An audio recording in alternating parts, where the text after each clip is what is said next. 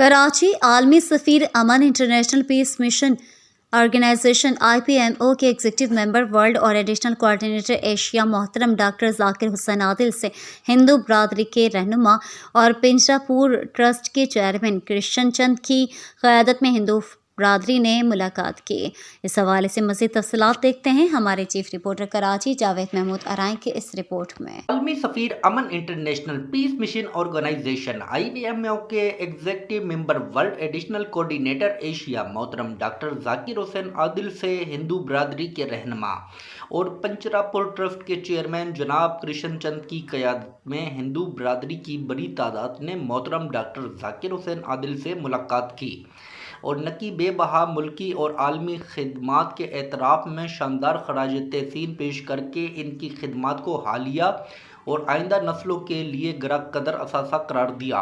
और जनाब कृष्ण चंद व जनाब कमर ने मोहतरम डॉक्टर ज़ाकिर हुसैन आदिल को फूलों के हार पहनाकर अपने अपने तासुरात में कहा कि मोहतरम डॉक्टर ज़ाकिर हुसैन आदिल ने जहां अपनी खिदमात से एशिया समेत पूरी दुनिया में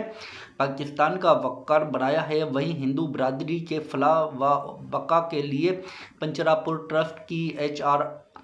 इंटरनेशनल आर्टिकल नंबर 28 सेक्शन 1 के तहत एशिया अथॉरिटी से रजिस्ट्रेशन के सिलसिले में सिफारशी अमल को यकीनी बनाया, जिस पर हिंदू बरादरी तहे दिल से शुक्रगुजार है।